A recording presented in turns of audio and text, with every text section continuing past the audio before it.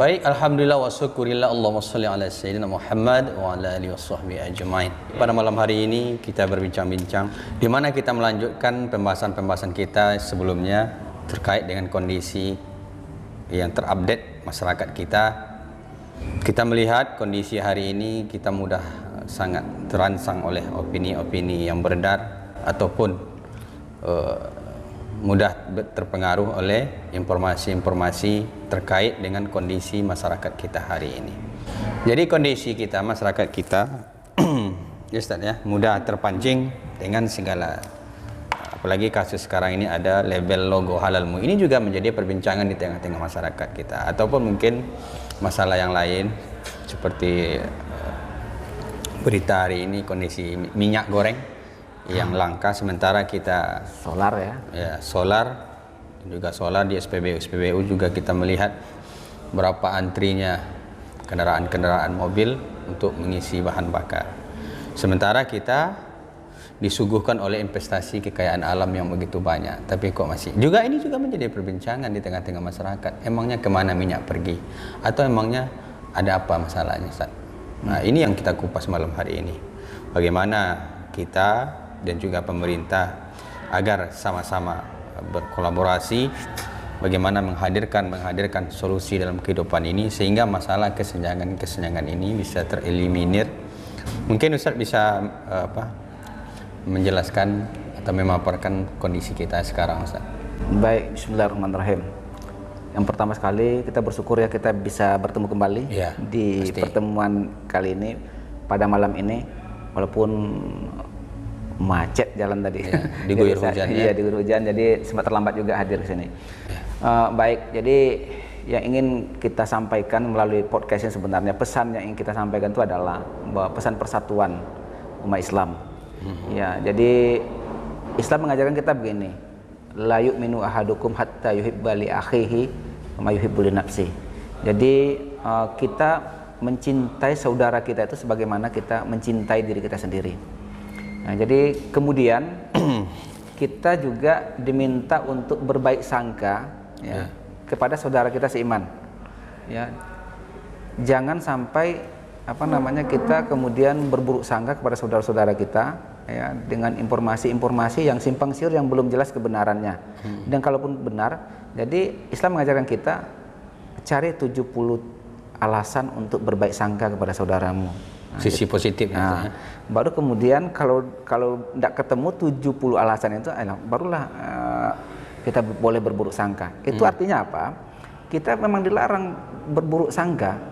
Suudzon itu tidak boleh.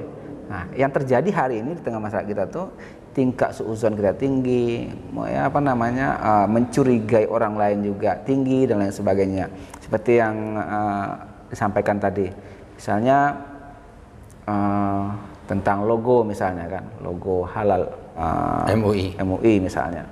Ya, semua orang kemudian memberikan komentar tentang logo itu. Mereka nggak ngerti kaidah kaligrafi.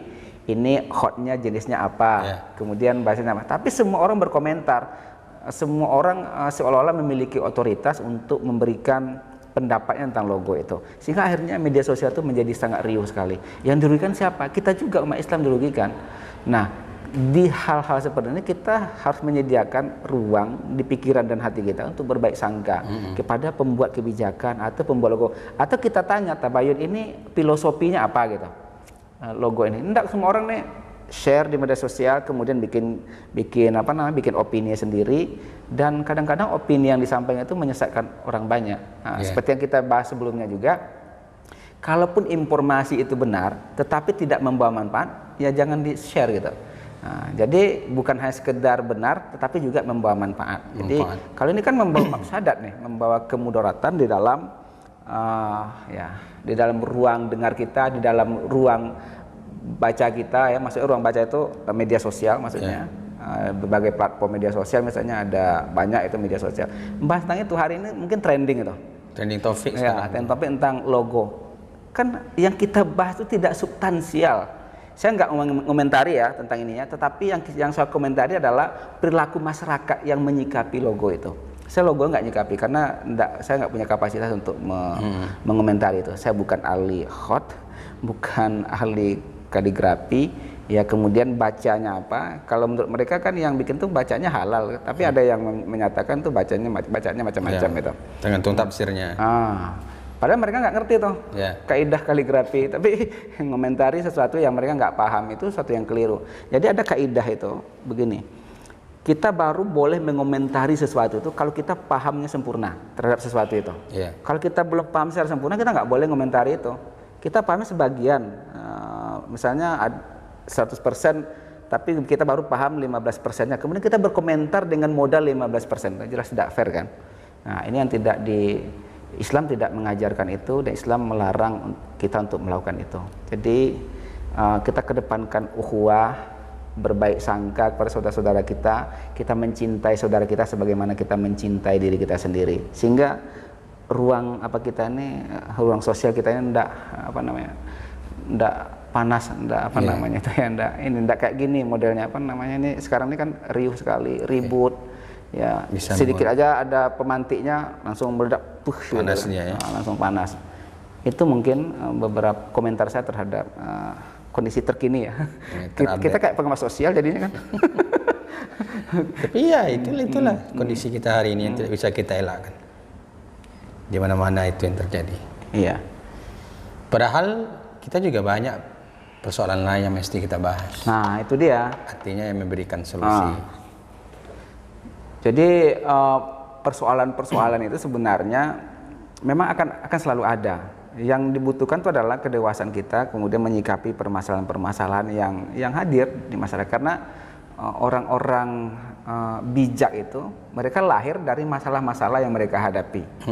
Iya kan? Kalau mereka kemudian tiba-tiba jadi bijak, nggak begitu.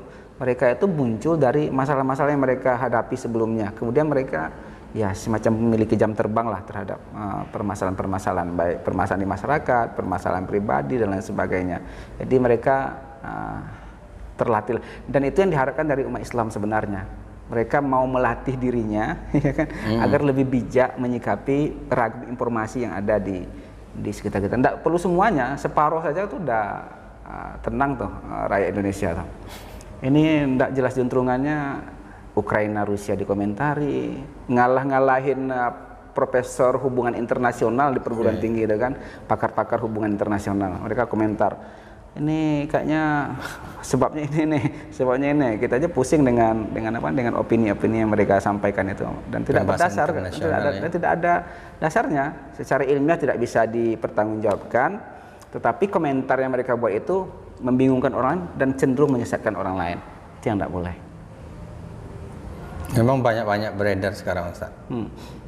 Kata Ustaz, memang semua pertelevisian, bahkan siaran-siaran internasional menjadi suguhan di masyarakat dan dikonsumsi.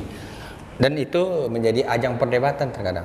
Menjadi ajang perdebatan kedai kopi ya. Ya, kedai kopi. Padahal itu memang bukan gawe kita, tapi kok mudah kali terangsang kita untuk itu. Apakah ini juga menambah energi positif kepada kita, atau bahkan ini bisa mengurangi energi positif dalam tubuh kita? Ya. Tentu saja hal-hal yang begini nih ya, itu menguras energi kita. Menguras ya.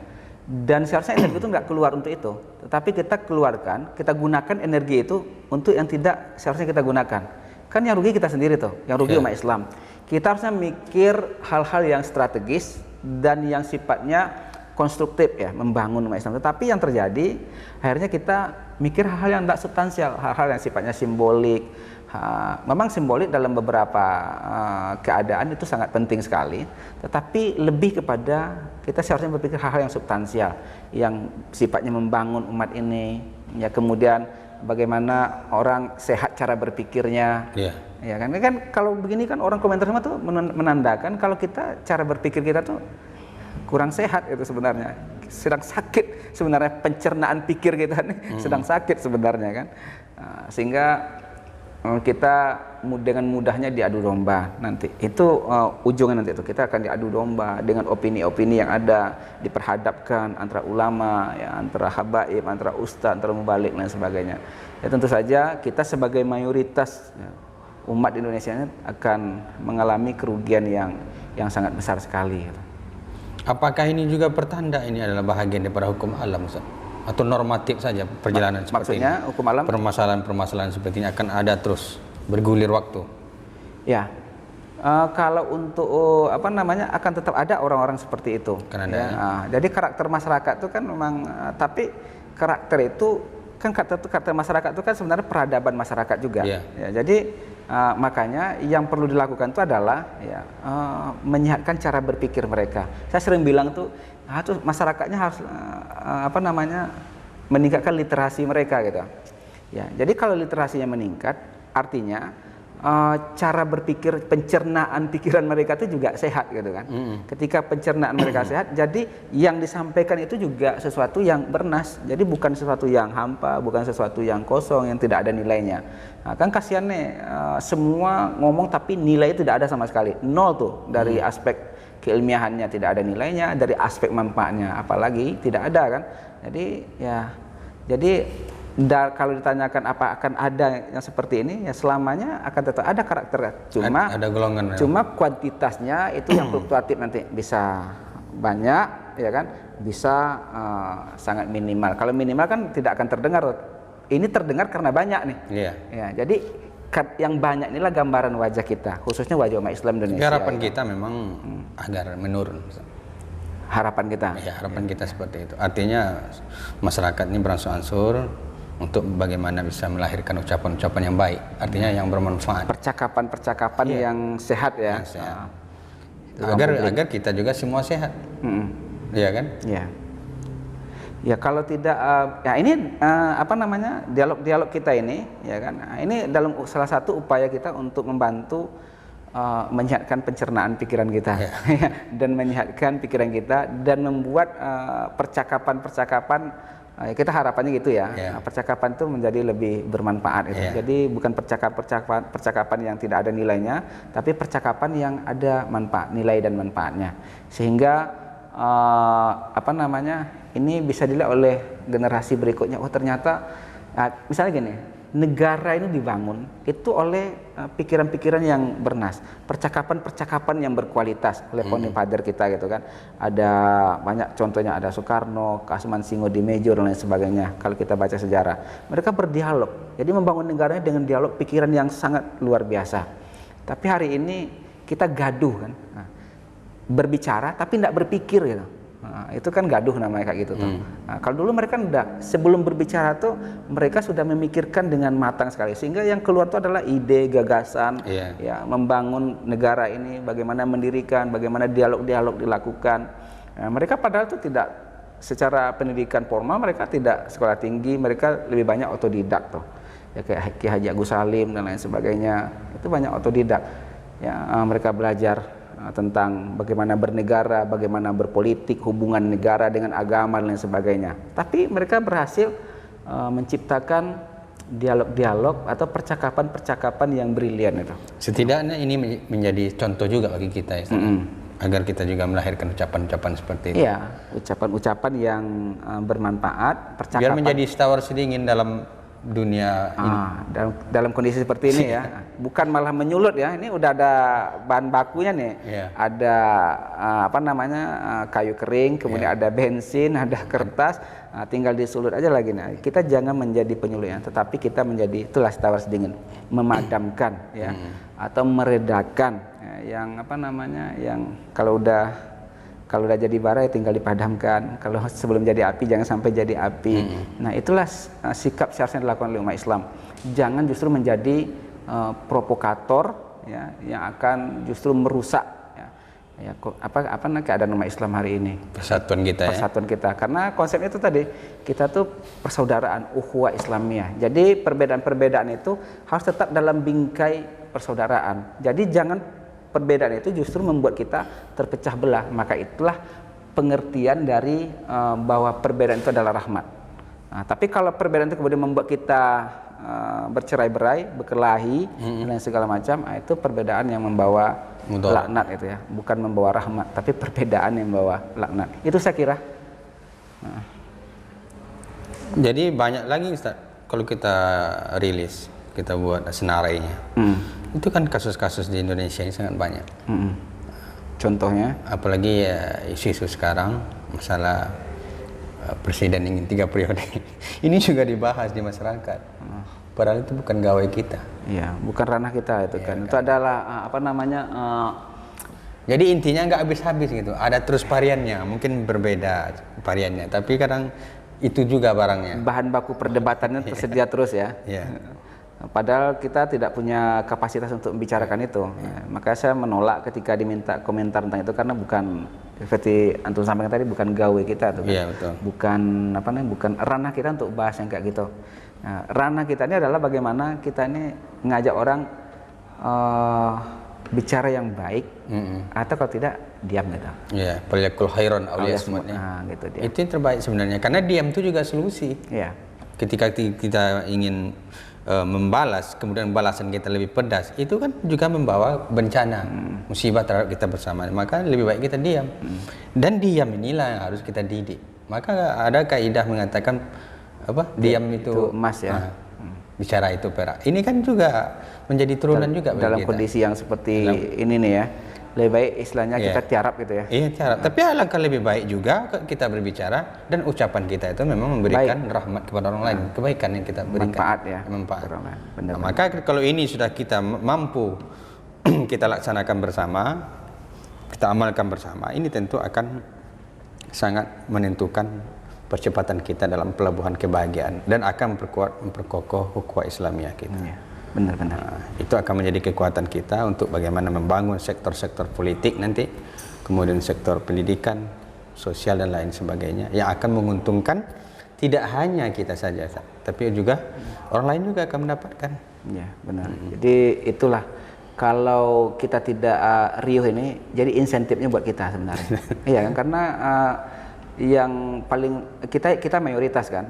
Jadi kalau yang riuh itu kita, yang dulu kita. Gitu. Kalau yang adem itu kita, insentif yang paling besar yang akan didapatkan itu oleh kita juga. Kita juga. Umat Islam khususnya kan.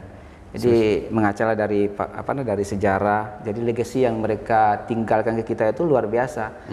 Kita saja yang minim literasi, nggak mau baca sejarah. Ya, nggak mau melihat bagaimana mereka berpikir membangun percakapan publik yang berkualitas sehingga ya padahal itu milik kita. Mereka dipuja di luar negeri kan, mereka diagung-agungkan pemikirannya seperti kita mengagungkan Mahatma Gandhi misalnya di Indonesia. Ya, begitu juga Soekarno, Nasir, Agus Salim dan lain sebagainya di luar negeri itu. Nah, tapi kita tak pernah melihat bagaimana kehidupannya, bagaimana mereka belajar, bagaimana mereka berpikir, bagaimana mereka berargumentasi, bagaimana mereka berbeda pendapat. Nah, ini yang agak kurang literasi kita di situ. Jadi mungkin kita perlu, itulah ini berulang kali saya sampaikan, tingkatkan literasi Anda gitu kan, sehingga hoax bisa dikurangi, kemudian perpecahan-perpecahan di dalam tubuh umat ini bisa dieliminasi. Agar kita cerdas ya. Iya, itu dia. Tidak merugikan diri kita sendiri. Mungkin itu saja perbincangan kita malam hari ini. Mungkin di lain waktu kita akan sambung kembali. Assalamualaikum warahmatullahi wabarakatuh. Waalaikumsalam warahmatullahi wabarakatuh.